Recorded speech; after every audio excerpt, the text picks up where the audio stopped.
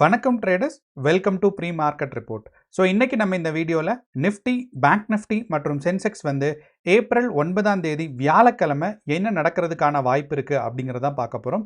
So இந்த analysis பார்த்தீங்கன்னா நமக்கு வந்து ஒரு 4 முக்கியமான கேரக்டர்ஸை வச்சு இருக்க போகுது. ஒன்று வந்து நம்மளோட கிஃப்ட் நிஃப்டி டேட்டா. ஸோ இப்போ கிஃப்ட் நிஃப்டி டேட்டா நேற்று வந்து பார்த்தீங்கன்னா நமக்கு ஏறக்குறைய 700 பாயிண்ட் கேப் அப் இருந்துச்சு. அண்ட் அந்த 700 பாயிண்ட் கேப் அப் இருந்தாலும் மார்க்கெட் பார்த்தீங்கன்னா அதே லெவலில் மெயின்டைன் பண்ணுச்சுன்னு சொல்லலாம். இது ரொம்ப நிஃப்டி 50யை பொறுத்தளவு ரொம்ப சிக்னிஃபிகண்ட்டான விஷயம். ஏன்னா குளோபல் மார்க்கெட்ஸ் பேனிக்கில் இருக்குது. அண்ட் நேற்று வந்து பார்த்தீங்கன்னா ஈரான் வந்து சீஸ் ஃபயர்னு சொல்லியிருக்காங்க. யூஎஸும் ஈரானும் வந்து ஒரு ஒப்பந்தம் 2 வாரத்துக்கு நம்ம வந்து தாக்குதல் எதுவும் நடக்க வேண்டாம் அப்படின்னு ஒரு ஒப்பந்தம் கொடுத்துருக்காங்க.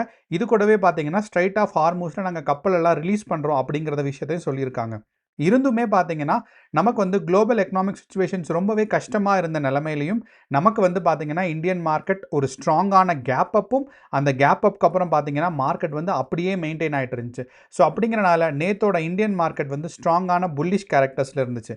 அண்ட் இதே கேரக்டர் இன்றைக்கும் நீடிக்குமா, இல்லை இன்றைக்கி வந்து மார்க்கெட்டில் கீழே வரதுக்கான வாய்ப்பு இருக்கா அப்படிங்கிறத நமக்கு முக்கியமாக பார்க்க போகிறோம். ஃபஸ்ட்டு வந்து நம்ம கிஃப்ட் நிஃப்டி டேட்டா, ஆயிலோட ப்ரைஸு, யூஎஸ் மார்க்கெட் அண்ட் நம்மளோட ஓப்பன் இன்ட்ரெஸ்ட் டேட்டா.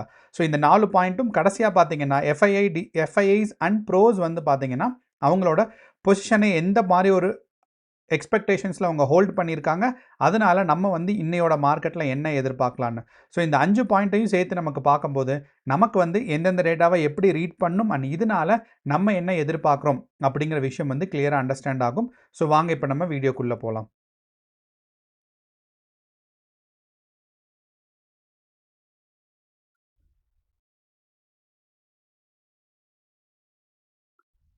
ஸோ இந்த சார்ட் வந்து பார்த்தீங்கன்னா நமக்கு நேற்று வந்து நிஃப்டி 50யோட சார்ட்டு.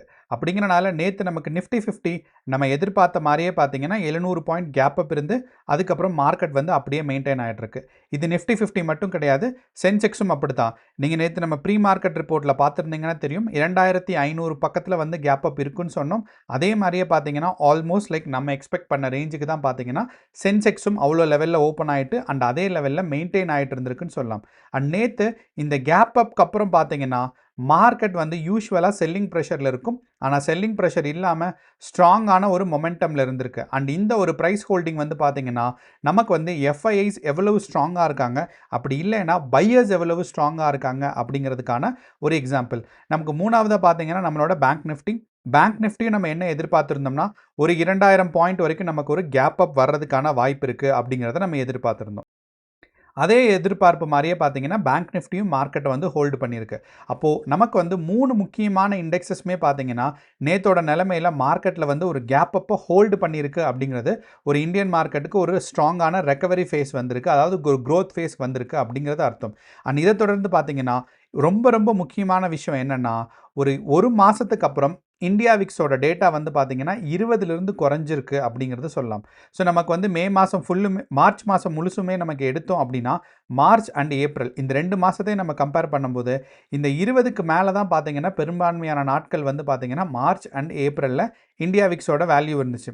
அப்போ இந்த இந்தியா விக்ஸோட வேல்யூ இந்த மார்ச் அண்ட் ஏப்ரல் கன்சிடர் பண்ணும்போது இது one of the lowest point அப்படிங்கிறது சொல்லலாம். ஸோ அப்படின்னா ஒரு க்ரோத் ஃபேஸ் தொடங்குறதுக்கான ஒரு எக்ஸ்பெக்டேஷன்ஸ் அப்படிங்கிறதா நமக்கு சொல்லணும்.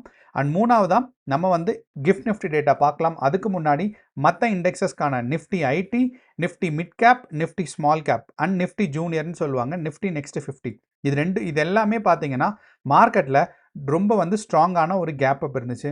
அண்ட் இதையும் தாண்டி ரிலையன்ஸ் இண்டஸ்ட்ரீஸ், ஏன்னா ரிலையன்ஸ் இண்டஸ்ட்ரீஸ் பார்த்தீங்கன்னா ஒரு ஆயில் டிபெண்ட் பண்ணி இருக்கிற ஒரு முக்கியமான கம்பெனிஸ். அவங்களோட பை ப்ராடக்ட்ஸாக இருக்கட்டும், dyeing factory, clothing factory, chemical factories, இது எல்லாமே ஆயில் அண்ட் பெட்ரோலியம் ப்ராடக்ட்ஸை டிபெண்ட் பண்ணி இருக்குது.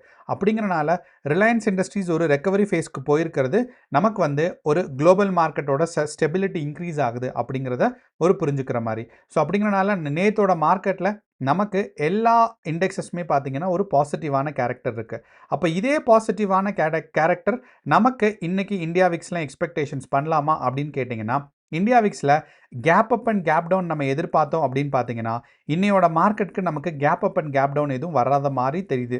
ஏன் அப்படின்னா நமக்கு வந்து 6:30க்கு காலையில் மார்க்கெட் ஓப்பன் ஆகும்போது ஒரு சின்னதாக ஒரு நெகட்டிவ் கேண்டில் இருந்தாலும் அதுக்கப்புறம் இப்போ நம்ம வந்து 15 மினிட்ஸ் டைம் ஃப்ரேமில் இருக்கும். ஸோ 6:45, 7 இந்த ரெண்டு டைமும் பார்த்தீங்கன்னா மார்க்கெட் வந்து ஒரு ரெக்கவரி ஃபேஸ்க்கு புல் பேக் ஆகிட்டுருக்கு அப்படிங்கிறத சொல்லலாம். அண்ட் இதை விட முக்கியமான விஷயம், நம்ம வந்து gap up and gap down எப்படி நம்ம கண்டுபிடிக்கிறோம்? 3:30க்கோட ப்ரைஸ் வந்து எந்த நிலைமையில் இருந்துச்சு அண்ட் இப்போதைய ப்ரைஸ் வந்து எந்த நிலைமையில் இருக்குது, இது ரெண்டு விஷயம் வச்சதை மட்டும்தான் நமக்கு வந்து நிஃப்டி 50யில் கேப் டவுன் இருக்குமா இல்லை கேப் அப் இருக்குமா அப்படிங்கிறத பார்ப்போம். ஸோ இப்போதைய நிலைமையில் பார்த்தோம் அப்படின்னா கிஃப்ட் நிஃப்டி டேட்டா ஏறக்குறைய நமக்கு வந்து போன தடவை நமக்கு 3:30க்கு நேற்று நமக்கு 3:30க்கு எந்த பொசிஷனில் இருந்துச்சோ அதுக்கு ரொம்ப ரொம்ப பக்கத்தில் இருக்குது அப்படிங்கிறத சொல்ல முடியும்.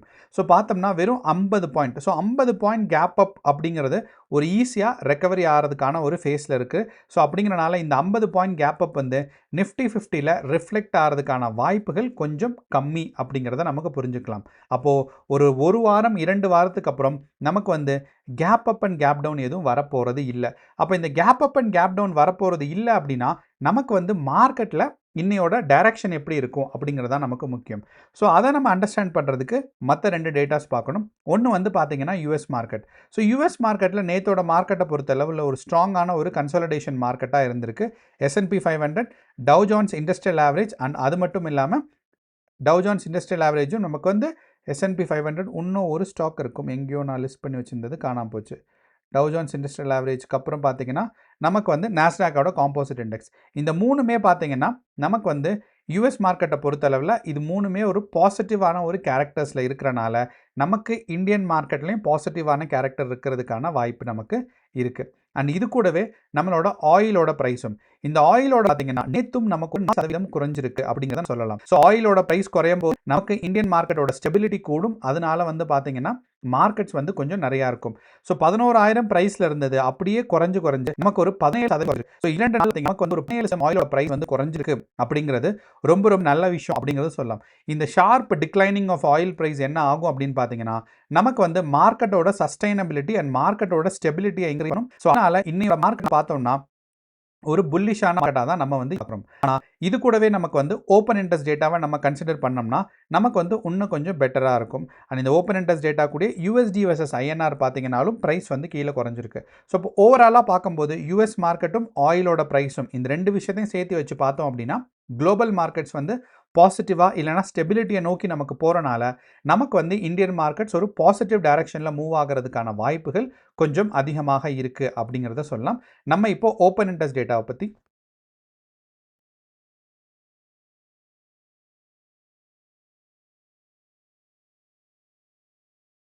ஸோ ஓப்பன் இன்ட்ரெஸ்ட் டேட்டா நமக்கு பார்த்தோம்னா மார்க்கெட்டில் ஸ்ட்ராங்கான கால் ஆப்ஷன்ஸ் எங்கே இருக்குது, ஸ்ட்ராங்கான புட் ஆப்ஷன்ஸ் எங்கே இருக்குது அப்படிங்கிறது நமக்கு கிளியராக தெரிய வரும்.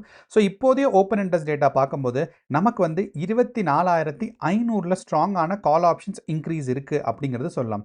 இதை விட முக்கியமாக OI சேஞ்ச் நமக்கு பார்த்தோம்னா ஃபுல் டே கம்பேர் பண்ணும்போது OI சேஞ்ச் வந்து 24,500 ஸ்ட்ராங்கான ஒரு அப்வர்ட் டிக்ளைன் இருக்குது அப்படிங்கிறத நமக்கு சொல்லுவோம். ஸோ இந்த அப்வர்ட் வந்து இன்க்ரீஸ் இருக்குது அப்படிங்கிறனால நமக்கு வந்து மார்க்கெட்டில் என்ன நடக்கலாம் அப்படின்னா இந்த ப்ரைஸ் வரைக்கும் மார்க்கெட் வந்து மேக்ஸிமம் போகலாம்.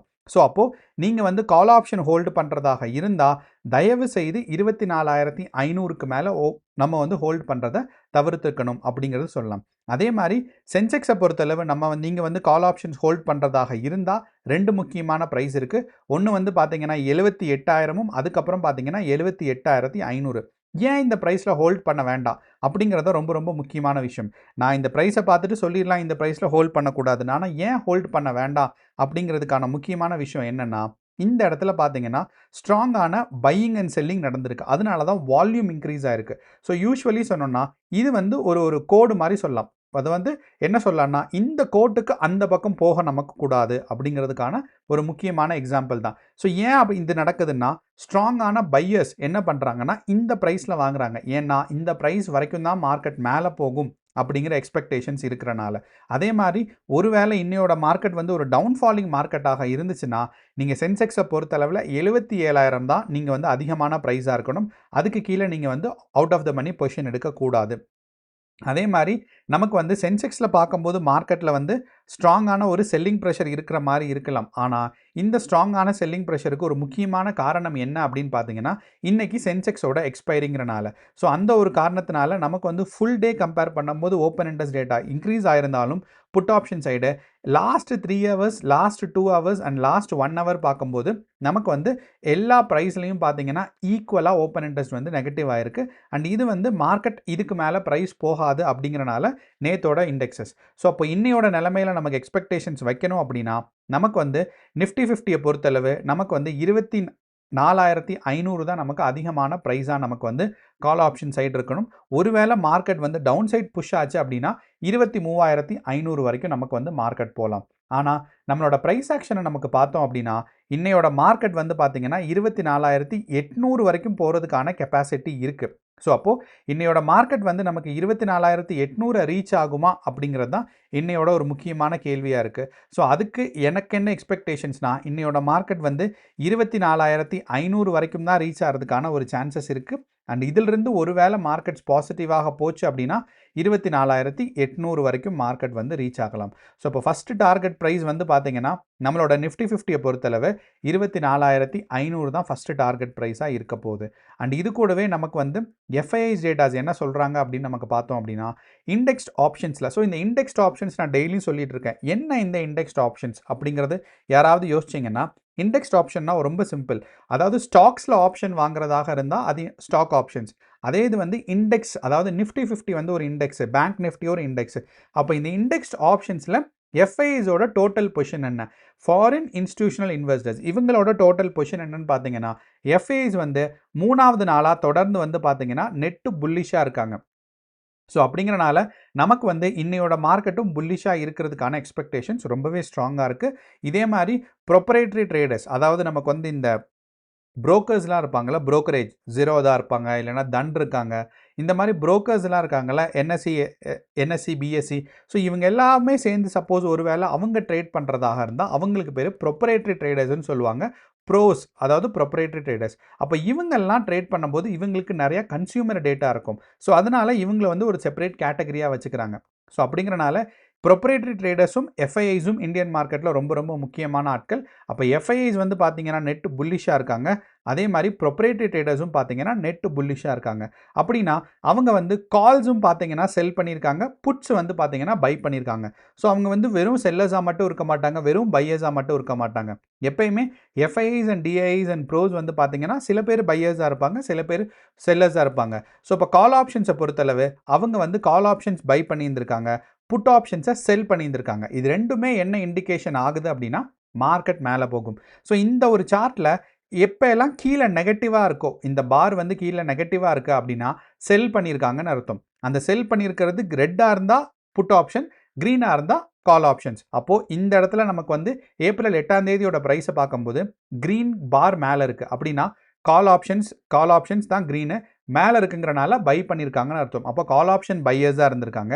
இரண்டாவது பார்த்தீங்கன்னா புட் ஆப்ஷன் செல்லர்ஸாக இருந்திருக்காங்க. அப்போ புட் ஆப்ஷன் செல் பண்ணாலும் அதாவது நம்மளோட மார்க்கெட் வந்து மேலே போகிறதுக்கான எக்ஸ்பெக்டேஷன்ஸ். அப்போது எஃப்ஐஸ் அண்ட் ப்ரோஸோட டைரக்ஷனை பார்க்கும்போது நமக்கு கிளியராக மேலே போகிறதுக்கான எக்ஸ்பெக்டேஷன்ஸ் இருக்குது. ஆயில் ப்ரைஸ் வந்து பார்த்தீங்கன்னா 17% 2 நாளில் குறைஞ்சிருக்கு. அப்போ இந்த ரெண்டுமே போதும் நம்மளோட இந்தியன் மார்க்கெட்டை இன்றைக்கி மேலே கொண்டு போகிறதுக்கு. இருந்தாலும் நீங்கள் வந்து ஒரு கன்ஃபர்மேஷனுக்கான அடிஷ்னல் டேட்டாஸ் பார்க்கணும் அப்படின்னா லைவ் மார்க்கெட்டில் 3 டேட்டாஸை பார்க்கணும். ஒன்று வந்து பார்த்தீங்கன்னா இந்தியா விக்ஸ் டேட்டா. ஸோ இந்த இந்தியா விக்ஸ் வந்து 18லிருந்து 19.5 இருக்குது. இதிலிருந்து கொஞ்சம் கீழே இறங்கணும். அப்போனா தான் மார்க்கெட் மேலே போகிறதான ஒரு கன்ஃபர்மேஷன். இரண்டாவது ஹெச்டிஎஃப்சியும் ரிலையன்ஸ் இண்டஸ்ட்ரீஸும் பார்த்தீங்கன்னா ஒரு பாசிட்டிவ் டைரக்ஷன் கொடுக்கணும். ஸோ இந்த 2 ஸ்டாக்ஸும், மூணாவதாக இந்தியா விக்ஸும் பாசிட்டிவாக இருந்துச்சு அப்படின்னா நமக்கு வந்து இன்னையோட மார்க்கெட் பாசிட்டிவ் மூவ்மெண்ட்ஸ்க்கு ஒரு கன்ஃபர்மேஷனாக இருக்கும். ஸோ கேர்ஃபுல்லாக ட்ரேட் பண்ணுங்கள். இன்றைக்கி வந்து கால் ஆப்ஷன்